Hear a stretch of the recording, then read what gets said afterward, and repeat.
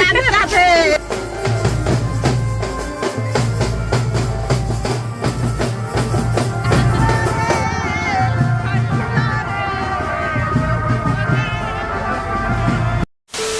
গত কয়েক বছর থেকেই কিন্তু আমার বাবার বাড়ির কাছে মানে পরানপুরে 2-3 দিন ধরে বিশালভাবে মানে বেশ ধুমধাম করে কীর্তন হয়। আমাদের খুব ভালো লাগে আর তাই যাচ্ছি আজকে পরানপুরে মানে আমার বাবার বাড়িতে, কারণ আজকে সেখানে ঘট ভরা আছে আর আজকে থেকেই শুরু, এরপরে 2-3 দিন জমিয়ে থাকবে পরানপুরটা। তো সেই জন্য আমি একেবারে সুন্দরভাবে সাজুগুজু করে দেখো আমি গোপী ড্রেস পরেছি, আর এই গোপী ড্রেসটা আমি এনেছিলাম মায়াপুর থেকে। তো যাই হোক, গোপী ড্রেস পরে আমি চলে গিয়েছি পরানপুর।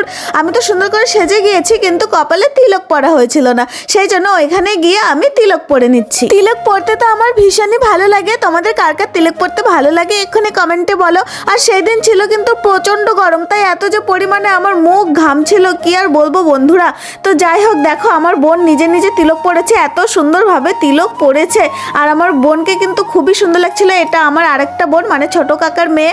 তো আমরা সবাই এখানে বেশ মজা করছিলাম। এটা হচ্ছে ঘট ভরতে যাওয়ার আগের মুহূর্তটা। দাঁড়াও তোমাদেরকে অনুর ফাইনাল লুকটা দেখে দিই। অনু কিন্তু ভীষণ সুন্দর সেজেছে। এই যে দেখো, এটা হচ্ছে অনুর ফাইনাল লুক। ওকে কিন্তু খুবই সুন্দর লাগছিল। আমি সবকিছু সেজেছি পরেছি, বাট পায়ে আলতা পরতে ভুলে গিয়েছিলাম। তো যাই হোক, দেখো এখন আমরা বেরিয়ে গেলাম জল ভরতে।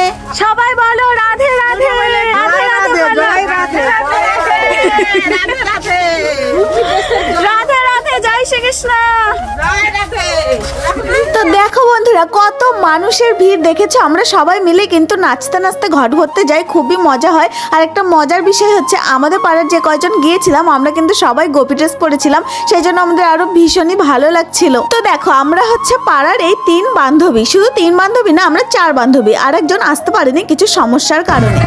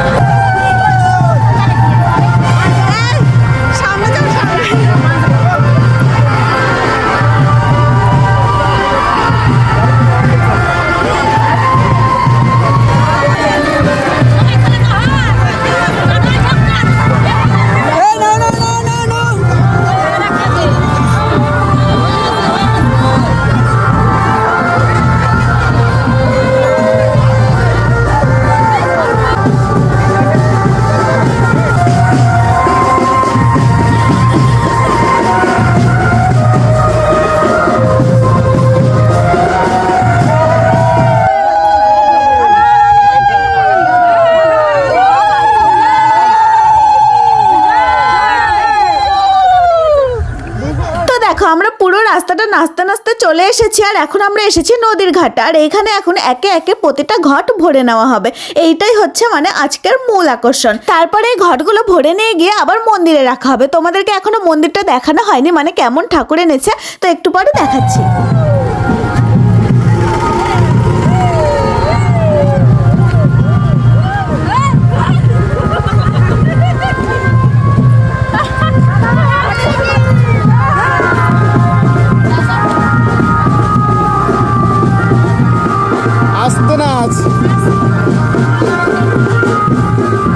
তো বন্ধুরা, এই হচ্ছে সেই মন্দির যেখানে 3 দিন ধরে পুজো হবে আর হবে কীর্তন, মানে 2 দিন কীর্তন হবে আর 3 দিনের দিন হবে মহাপ্রভুর ভোগ। ভীষণই মজা হয়। আর দেখো, এখন ঠাকুরকে বরণ করে নেওয়া হচ্ছিল। আর ধামাকা কিন্তু এখনো শেষ হয়নি। ঠাকুরকে বরণ করে নেওয়ার পরে হবে ধামাকার নাচ। তো তোমরা রেডি তো নাচ দেখার জন্য? তো চলো এবার নাচতে যাই।